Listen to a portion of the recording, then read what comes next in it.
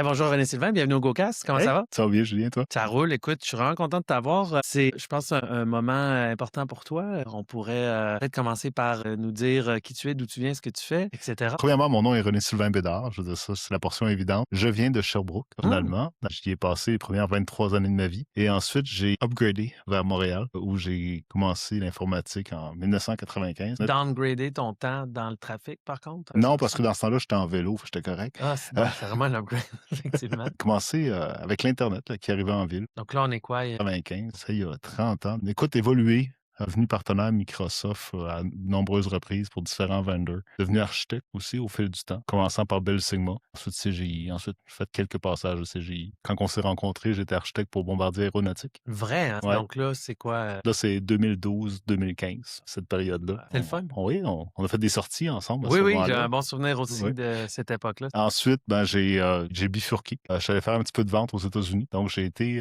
vice-président pour l'Est du Canada pour Quest Software, pour tout ce qui était vente de leur suite Microsoft, leur suite OK. logicielle T'es Microsoft. passé de architecte à vente. Oui, mais en fait, j'ai un vendor qui m'aimait beaucoup, puis qui trouvait que j'avais de l'entre-gens, puis que j'étais bon, puis il dit « Ah, viens travailler avec nous autres. » Il était en mode divestiture, il était en train de se faire extraire de Dell pour OK. redevenir indépendant. Puis, tu sais, je parle avec le patron que j'avais à ce moment-là, je dis « En passant, j'espère que tu réalises, je ne suis pas un vendeur. » Il dit « C'est pas vrai, mais c'est correct. » Fait que t'avais comme un mentor ou quelqu'un qui t'a poussé vers là à cette Ouais, époque-là? mais aussi, je trouvais que c'était un aspect que j'avais pas exploré dans ma carrière. J'avais fait beaucoup de techniques, j'avais fait beaucoup de pré-vente technique aussi. Tu sais, je veux dire, tant chez CGI que chez ESI, que, tu sais, dans Alpha Mosaic, toutes les shops où j'étais Mhm. passé, il y avait toujours un mandat où il fallait que je prenne le besoin du client, je le transforme en solution techno, que je vienne le mettre sur papier, finalement. Puis là, j'avais juste l'étape suivante, ce qu'il fallait que je contacte les clients, puis que les clients me disent qu'il y avait besoin de moi. Ça a été dur socialement. Écoute, je partais d'une job chez CGI où je voyais en moyenne 50 à 60 personnes par jour. J'étais tout le temps soit en clientèle, soit au bureau. Dans ce temps-là, je faisais 32 heures semaine. En plus de mon directorat, j'étais 32 heures semaine au ministère de l'Immigration. J'étais tout le temps entouré de monde. Puis là, du jour au lendemain, je travaillais pour une compagnie californienne. Mon plus proche était à Ottawa et j'étais dans les 4 murs de mon bureau à la maison. On dirait que ça sonne comme la COVID. Ouais, mais c'était 3 ans avant. C'était pas tout le monde. C'est La ça, COVID, c'était c'était pas tout le monde en même temps. Fait que je me suis fait rapidement retrouver à descendre au centre-ville, puis à retrouver des amis. Et éventuellement, ce qui est arrivé, c'est que je me suis ramassé un petit peu à être isolé dans le shop parce que j'arrivais du conseil. Je connaissais le stack Microsoft au complet par cœur. Fait que tu sais, c'est tellement drôle. Je suis allé faire mon cours de vente. Puis à un moment donné, il y avait une activité à côté où tu t'en allais en petit groupe. Il fallait que tu aies expliqué c'était quoi Exchange Online. J'ai pris le whiteboard, je l'ai fait en 5 minutes. J'ai dit, je pense qu'on peut prendre un break. Mais la portion vente, j'ai appris énormément. Sauf qu'à un moment donné, je suis arrivé, j'ai dit, hey, en passant, il y a tel besoin qui s'en vient, il y a tel besoin qui s'en vient dans le marché. Je voyais des besoins dans le marché, puis les gars de produits m'ont dit, ah, excuse-moi, c'est quoi ta job, toi aussi? Ah oui, t'es vendeur, va donc vendre. C'est là où j'ai fait un peu d'introspection. C'est là que j'ai créé mon produit, dans le fond, avec lequel j'ai voulu partir en affaires. Fait Puis, que là, aujourd'hui, t'es rendu entrepreneur. Si je tout à comprends fait. bien. Donc, depuis décembre 2017, j'ai lancé la ligne Indominus. Et depuis janvier 2023, on a fini le pivot, puis on est rendu Indominus Sécurité Gérée. Est-ce qu'il y a un lien entre ta bague puis le logo? Tout à fait, c'est le logo de la compagnie. Ça se trouve être un casque de Spark. Puis Indominus, ça Indominus, représente? ça veut dire indomptable en latin. Ah, Je trouvais que ça résumait bien le personnage. intéressant. Fait que là, aujourd'hui, Indominus ça offre des services de cybersécurité. En fait, si on regarde ça rapidement, on a séparé ça en 3 piliers. Indominus, c'est sécurité en tant que service géré. Donc vraiment, pour la PME qui n'a pas de service de cybersécurité, nous, ce qu'on fait, c'est qu'on automatise puis on gère la solution de cyberdéfense de Microsoft pour les PM. La plupart ont déjà le licence, c'est juste vraiment une question de le mettre en place, de le gérer si on fait ça. Après ça, pour les plus grandes entreprises, au lieu qu'ils viennent chercher nos experts et qu'ils nous les volent, on leur dit, volez-nous-les pas. On a de la cybersécurité en tant que projet. On va faire votre projet puis on va garder notre C'est-tu staff. un peu PTSD de la consultation? Je me souviens d'avoir envoyé des consultants dans une banque purement québécoise que je ne nommerai pas et qu'on lui a offert un job permanent pendant qu'il était en entrevue comme consultant de machin. On va garder ça là. Je trouvais que ça manquait de classe, mais ça arrive quand même malheureusement. Après moi, trop si on faisait fréquemment. un petit survey,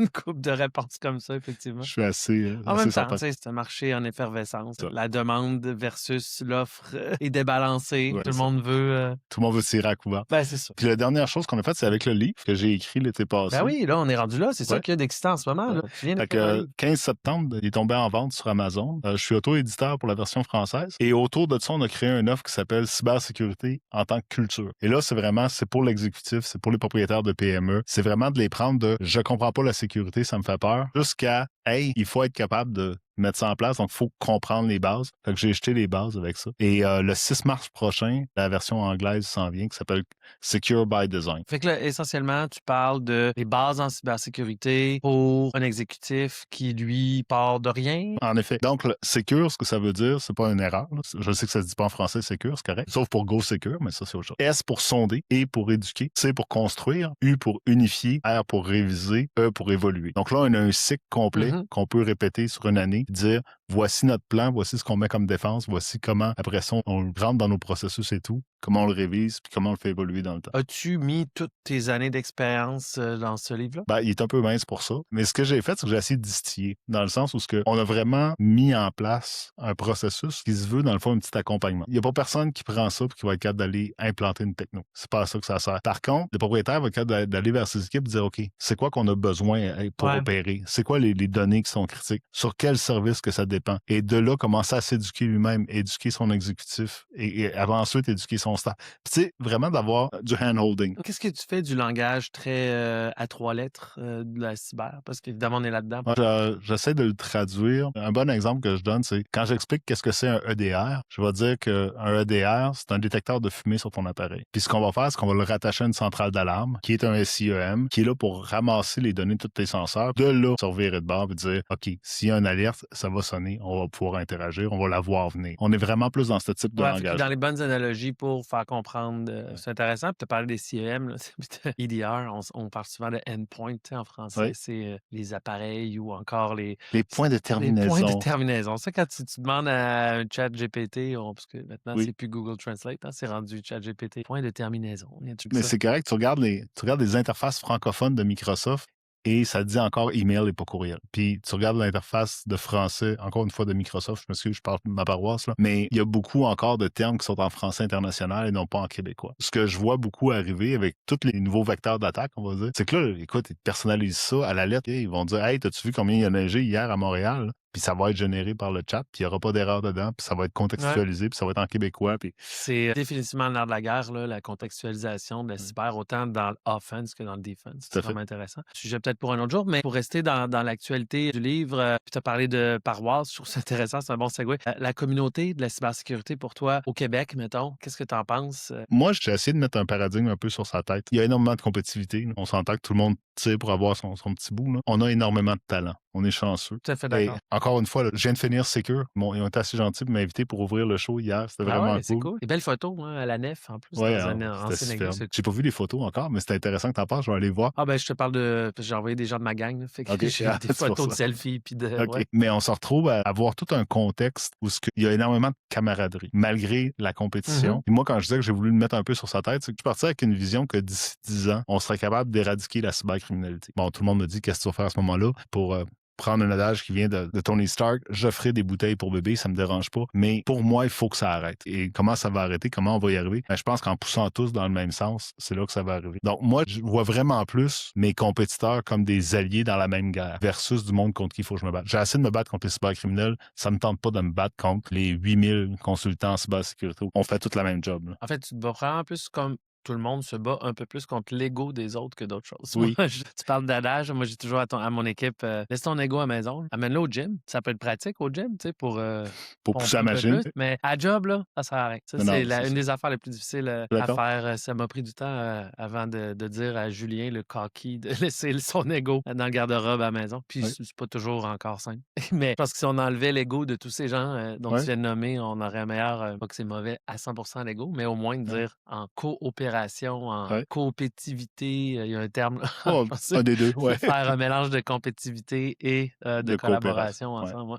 Tout à fait. Dis-moi, je nous amène ailleurs. Tu as ce livre-là au monde. Ça fait pas longtemps, tu viens juste de le faire? Le 15 septembre, il a été publié. Donc, il est disponible depuis le 15 septembre. C'est un unboxing, puis tout. Le unboxing, c'est ça la particularité, c'est pour la version anglaise. Parce que là, la version anglaise, vu que je suis avec un éditeur, il m'a envoyé mes editor's copy que j'ai reçus. C'est ça que j'ai fait comme unboxing dernièrement parce que le 6 mars, il tombe en vente en version anglaise. On fait un spécial à 99 cents, juste me plugger comme ça parce que, dépendant du nombre que j'ai, ça pourrait en faire un best-seller. Puis là, ça ouvre un paquet d'autres affaires. Cool. C'est intéressant. Écoute, on propose à tout le monde d'aider René Sylvain. C'est cool, merci. Fait que là, est-ce que tu as prévu faire une suite? Non, mais ce qui est drôle, c'est que la suite, c'est comme imposé par elle-même. Dans le sens où, à partir du moment où il est sorti et que le monde a commencé à le lire, j'ai eu des commentaires genre « Ouais, mais c'est parce que ça en prendrait un pour mes parents. Ça en prendrait un pour mes enfants. » Fait que là, je me dis « OK, ça prendrait probablement un concept semblable, une manière de vulgariser ça pour les ados, pour les aînés, pour arriver à venir capturer l'essence de la cybersécurité, mais pour surtout que tu as d'autres problèmes par-dessus, là, les Roblox de ce monde, puis les Brawl Stars, ils peuvent se faire attaquer de d'autres façons à l'intérieur de des jeux plus pernicieux. C'est un sujet intéressant. J'avais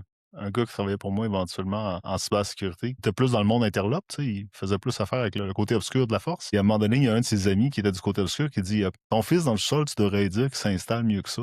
Il est tout croche dans le divan, c'est mauvais pour son dos. Il avait passé par la caméra du Xbox. Ouais. C'est vraiment particulier. Oui, on est d'accord. Écoute, c'est un peu épeurant de temps en temps, puis pour ne pas dire tout le temps. Dernière question, René Sylvain, si tu pouvais retourner dans le temps à l'époque d'Internet, Bubble, puis parler à René Sylvain, puis lui donner une coupe de conseils, qu'est-ce que tu lui proposerais?